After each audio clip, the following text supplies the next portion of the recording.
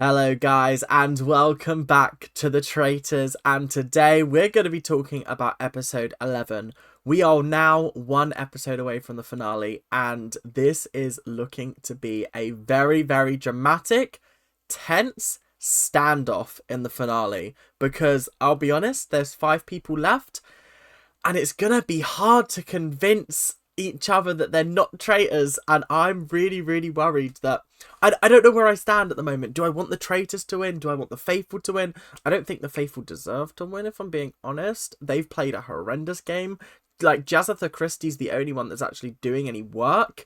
Zach put a shift in as well, but this episode was very tense, very exciting, and had a little bit of a twist outcome, if I'm being 100% honest. So, if you like what you're seeing, make sure you comment, subscribe, like, do all that YouTube stuff that you guys do so well, and get me to 500. We are on the road, and we're definitely making our way there. Let's keep it going. Let's keep the ball moving.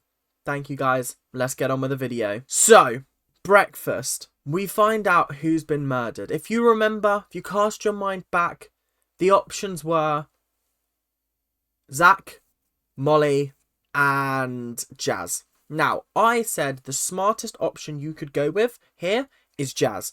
Jazz is on to Harry. He's also on to Andrew. He has suspicions about both of them. Unfortunately, Harry and Andrew don't know about those suspicions because Jazz keeps everything very close to his chest, which is actually a very smart play because no one really suspects him of being, like, having those suspicions. So that would be the smart option in hindsight. However, they decided to go for Zach. I do think there was a little bit of a missed opportunity having Zach around for this day, because they were really sort of like, oh, Zach might work out that it's us. But I don't think he would have. I think he was really sort of blindsided by the Harry had a shield and got attacked narrative, that he would have gone after Jasmine and he would have gone after Evie as well until they were both out.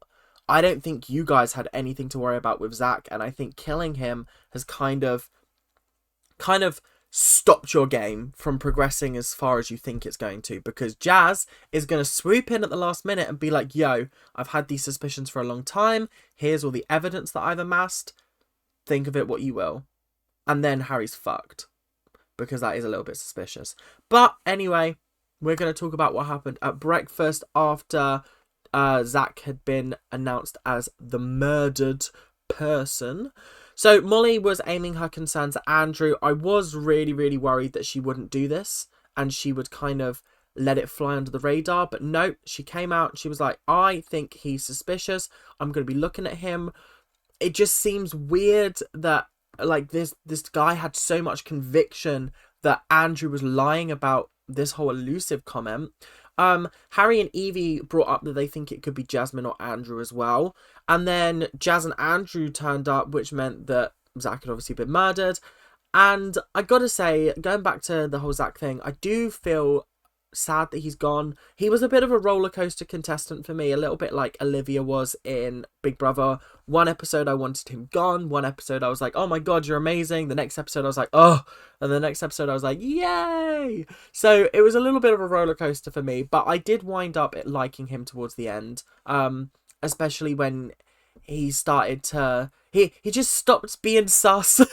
He was so suspicious at the start for no reason whatsoever, and fortunately everyone saw through it. But oh dude, you just were not being a great faithful at the start. You were better towards the end, but bloody hell, you were tough to watch at the start. So that was pretty much breakfast. Molly's basically running with the idea that it could be Andrew, which I think is dangerous, but it does put Harry in a good place to kind of get what he wants out of the situation, which is obviously to win. He wants to win this whole game by himself, and as much as he doesn't want to throw Andrew under the bus, if he has to, he has to. Before the mission started, Andrew and Harry were conspiring about their plans to get rid of Jasmine. They were basically dead set on the fact that Jasmine was going home today. They were going to try and orchestrate it so that she does go home. Honestly, smartest decision they've made in this game so far is to get rid of Jasmine. There's only one banishment left before they just start having to banish each other until they think there's no one left. So it's a little bit of a tough game at the moment because you've got to try and get out one last faithful before we reach the end game. There's 6 people left at the moment. I didn't actually get this far in the previous season, so I don't really know how the finale works. But I think it's going to be a case of, like, they vote each other out kind of thing. I don't know. We'll see what happens tomorrow. I think I'll explain it more later. But the interesting things is that Harry and Andrew were also talking to Jazz and Evie, and Jazz and Evie seem on board with the fact that Harry's theory that maybe Ross was trying to use the Andrew claim to bring heat on Andrew and shield Jasmine from the heat, which is a very interesting theory. It's obviously wrong, but it would have been an interesting play for a traitor to blame another faithful and protect one of their fellow traitors. It's very interesting. It's interesting how many crazy schemes and plots they think could have happened when actually it's a lot simpler than that. Andrew did just lie. That's the simple truth. But they're concocting all manner of sort of different things because Andrew's saying, well, I didn't say that. I don't know the word elusive, which I still think is a really, really poor argument. But it seems to be working. So, like, you know what? Fair game to him. I would not have... I'd have called bullshit on him in that round table. I cannot believe they've let him get away with this. But it's the game. The game is the game at the end of the day. The game is the game. And he's playing the game very, very well. I gotta be honest. It's just a shame I don't think he'll make it to the end. Interestingly, Evie and Jasmine had a little talk in the kitchen. And it's very clear that both of them are very, very suspicious of each other. Purely because... with Ross being a traitor, Zach's theory about the fact that the traitors can't have known about Harry's shield means that they are the ones that are now suspicious. Which is a little bit like, oh, this is awkward. And they both address the fact that they both think each other are traitors, which I think is brilliant. And they were so openly, calmly discussing it in the kitchen, and it was hilarious. And the last little thing that I want to talk about is Molly said that she trusts Harry 100%. And I've just got visions of Molly being at the end with Harry, and he has to break her heart and be like, I'm a traitor. If that happens, it could go down as one of the craziest reveals of a traitor yet. Oh, that's gonna be juicy. The mission was interesting in this episode. I don't really have anything else to say about the mission. It was really, really creepy at first because they turned up to like this monolith and there was like a load of masked figures standing around the circle, and it was just odd and weird and creepy, and Claudia Winkleman was stood there looking like Jon Snow and the Raven from what was that CBBC show? Was it just called Raven? The Raven guy. Her outfit was spectacular. She looked incredible, but why was she wearing it? Oh, I was cackling to myself a little bit because I actually just thought, what is going on? I thought I was having a fever dream at one point. But on the whole, good challenge. There were loads of puzzles that they had to solve. I say loads, there was 3, and they were all quite easy, I'll be honest. It was shocking that it took them 30 minutes. I think the bit that took them the longest was decoding that code, and it was because they just weren't relaying the information back at all very easily. It was tough to watch, but they managed to do it. They managed to get £7,000. They are now up to, so they were on 68,000, so they're now on like 75,000, I think, ish. 75k, which is all probably going to go in Harry's pocket. Not a bad prize pot, if I'm being 100% honest. They were also told that there was no shield in this challenge because there would be no murder that night. Personally, I think that's kind of fucked the game up just a little bit. I don't know how I feel because they could have brought it down to 4 and then had 4 people in the finale, and then I think that would have worked a little bit better. But it was just a little bit frustrating that yeah, I don't know. It was a little bit frustrating that there's still 5 people left. Yeah, maybe it's just me. But each of them had to then pick like a sword out of the stone, and whoever picked out like the full sword got given a difficult decision to make. Of course, Harry ended up picking the sword out of the bloody stone. Everybody else drew blanks, and he drew out the sword and was like, oh, for fuck's sake. So he got given the choice. Do you add the 7 grand to the prize pot, or do you just get it? Do you just, even if you win nothing at the end of this game, you'll get 7 grand because you chose it in this game. He decided to put it in the prize pot because at the end of the day, he thought, well, I'm going to win the prize pot anyway, so might as well. I have to be honest, Harry did give a really, really good speech, and he did kind of convince me that he was a faithful, even though I know he's definitely a traitor. So I gotta say, his acting skills are absolutely incredible. I don't think we've seen, or I've seen, a traitor play such a good game before. Like, this was absolutely insane. I can't believe he's gotten away with this. Absolutely insane. Oh my god. Oh my goodness. So, before the round table started, there's a lot of interesting things that I wanted to bring up.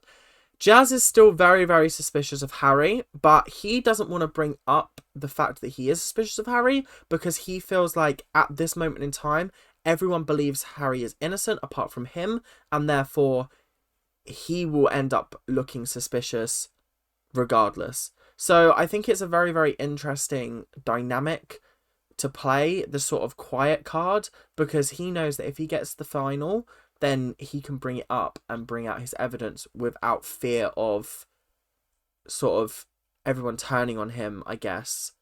But then he could still get voted out, so I don't know. It is a bit of a tricky one. I don't know what I would do in this situation if I genuinely believed someone that everyone believed was innocent was a traitor. Yeah, a bit of a tough one. Harry and Andrew had a conversation, and Harry basically said to Andrew, like, look, I want to work with you. I don't want to have to backstab you. So please, can we have each other's backs and try and get through this together? Because otherwise, we ain't getting through this at all. And Andrew was like, yeah, sure. And Andrew was like, oh, I think of him like my son. He's so sweet. He's similar age to my boy. And then, a little bit later, Andrew was mentioning Harry's name as someone he's suspicious of. Andrew! I can't believe you. Oh, it's painful to watch.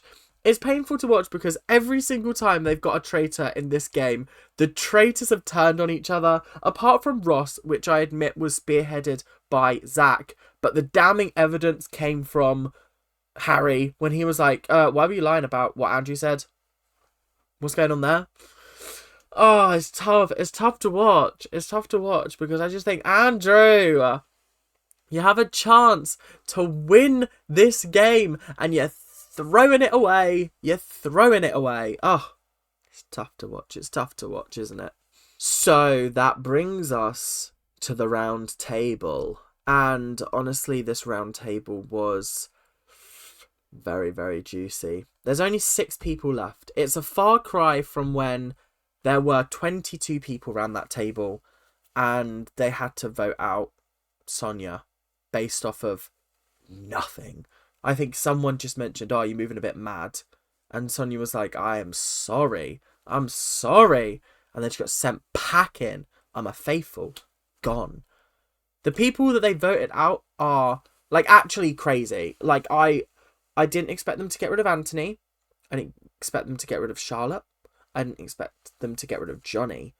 But every single time that a faithful has gone, it's because another faithful has just blamed them for random shit. Absolutely random shit. Apart from Ross. Ross was the only one that Zach had genuine evidence on. Kind of. Again, Zach's theories were not correct, but it's like when you're blindfolded and you just start like throwing darts. Like, if one of them hits, it's not because you're good at the game, it's because it just happened to land. It just happened to land, unless you're like really skilled, but I'm not. So it would just be luck. But this round table was crazy because the entire time it was just Jasmine and Evie going back and forth. I've never seen Evie talk so much at a round table. I've never seen her speak so much in general. But she is a bit of a queen, so we do love her. But I genuinely was just sitting there ping-ponging backwards and forwards like, oh my god, this is crazy. And then quickly, Molly did pipe up about Andrew, and Andrew was like, look, I don't know what was going on there. I'm sorry. And Molly was like, well, I still find you suspicious. And Andrew was like, okay. Like, there's not really much I can do because, like, it is what it is. It is what it is. But let's go back to the Jasmine and Evie scandal. So, Jasmine started and she said that she believes that the theory that Zach came up with was correct because obviously Ross was a traitor. So, therefore, if he wanted to try and kill Harry without knowing that he had a shield, he could have. And so she started to point the finger at Evie. And then Evie was like, well, you might just be choosing this theory because it fits your narrative. And you're able to come at me because of it and get me out of here. But I know I'm a faithful. You think you're a faithful. There's not. We're just gonna be going backwards and forwards. One of us is going home tonight, and it ain't gonna be me. and then Evie was like, well, why? My favorite thing about Evie is she'll ask damning questions, and she will just make statements that make you go, oh. Like she could be a defense lawyer or a prosecution lawyer. I think I'd crumble if she was interrogating me. I was crumbling watching it. I was like, oh my god. If she said those questions to me, I would be like, but she did ask Jasmine, why didn't you suspect Ross? And Jasmine was like,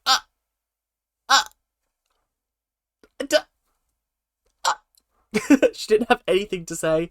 Or she might have, but it wasn't anything like that convinced me. Do you know what I mean? And then Evie was saying, oh, well, my track record of voting, it stands out. Like, I have voted for every single person, every single traitor, at least one round table before. She voted for Ash the day before she was voted out, and the day she was voted out. She voted out Paul the day before he was voted out and became a traitor. And I think she did the same with Ross, or she voted out Ross regardless. And a very, very interesting point was brought up about the fact that Ash had put on her board, you guys should be looking at Evie. And I completely forgot that this happened, because this was what, episode 4?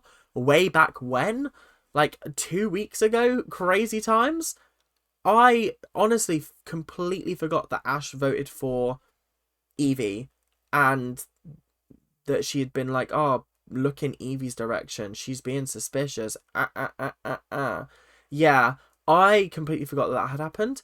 And so when they brought that up, I was like, maybe it is Evie. And then I was like, wait, no, it's not. It's not Evie. It's so. This is what I was saying in the previous episode by like the fact that I want a series where we don't know who the traitors are, because when these points are coming up, I'm like, oh, actually, that's a good point. That's a really good point. But because we know who the traitors are, it's easy to sort of be like, oh, they're just saying that to like whatever.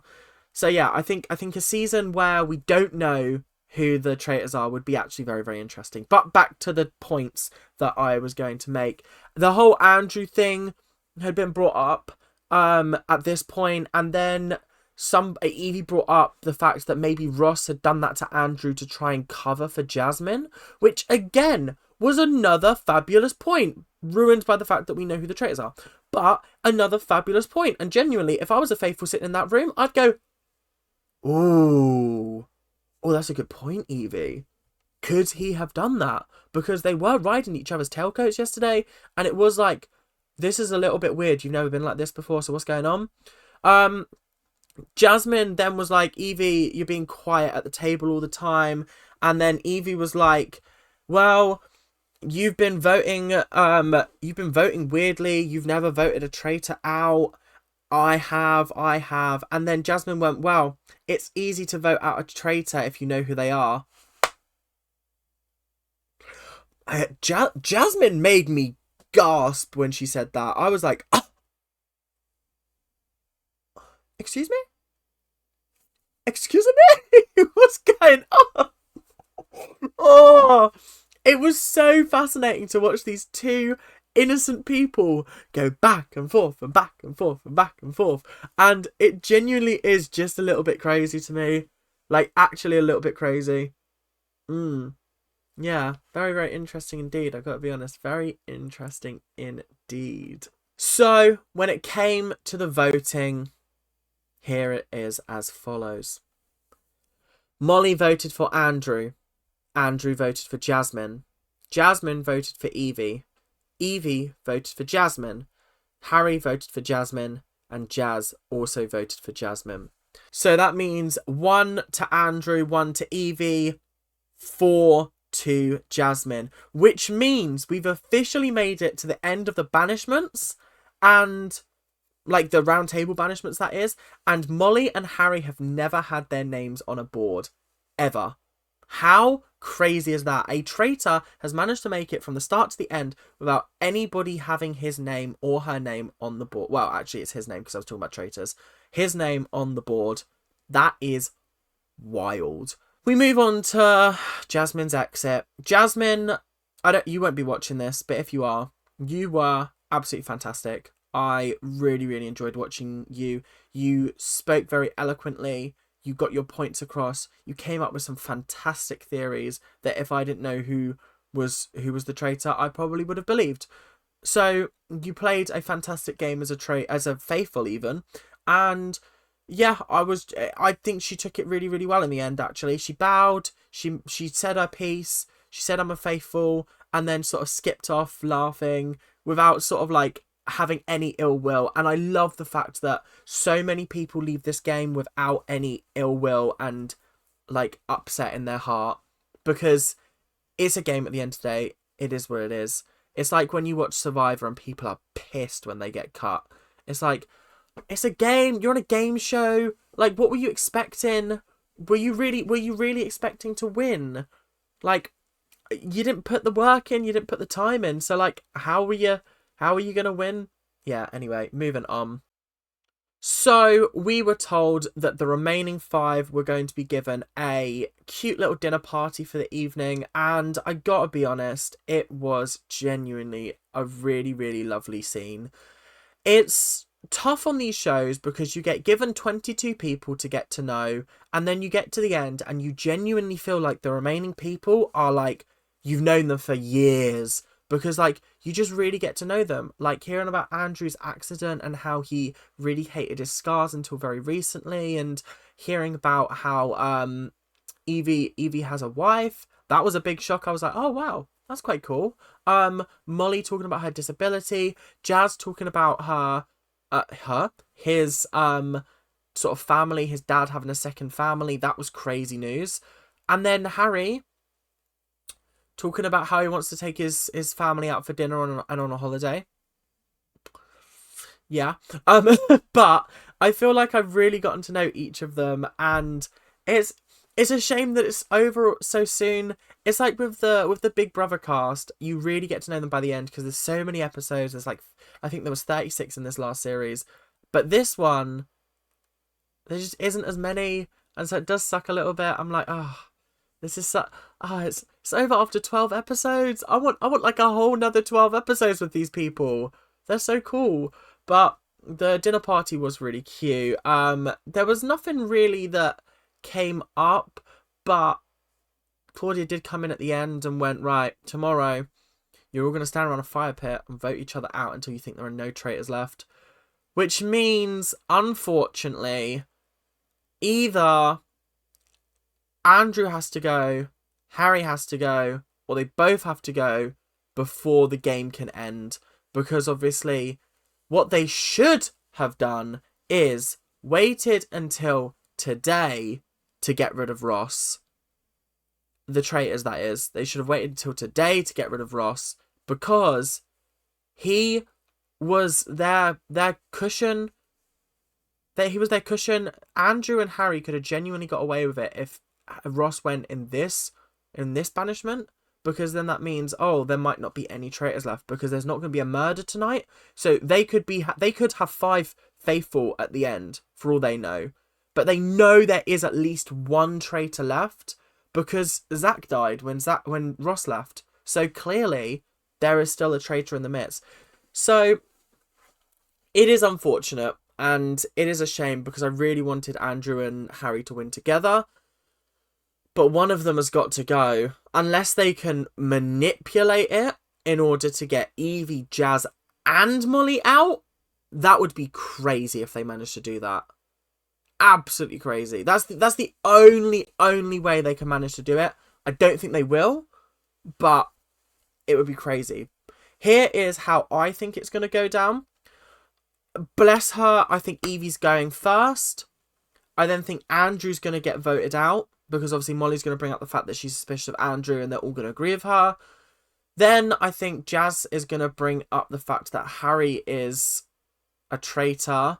And they're either going to convince him that he's not, or they're going to vote Jazz out. And then it's going to come down to Molly and Harry. Or Molly, Harry and Jazz. And then Harry's going to reveal that he's a traitor. And take the money and break Molly's heart. It'll be vindication for Jazz because obviously he's thought that for a very, very long time. But bless her, Molly doesn't even know what's coming her way when she finds out that Harry's a traitor. I also don't know how they're going to fill an entire episode. Because I'm assuming they've still got to do one more challenge, right? Surely. One more challenge to boost it up a little bit. Come on. Let's get a little bit more money in that prize pot. But that is today's episode, guys. Thank you guys very, very much for watching. I know these are a little bit long-winded, but you guys are putting in the time, the effort, and really, really making this channel pop off. So thank you guys very, very much. If you like what you're seeing, comment, subscribe. That's the most important one. And like the video to let me know whether I'm doing a good job or not. If I'm not doing a good job, that's a shame, I guess. But don't watch my videos then. I don't know. What? But anyway, thank you guys very, very much for watching. I will see you guys later. Keep on ranting. Bye now.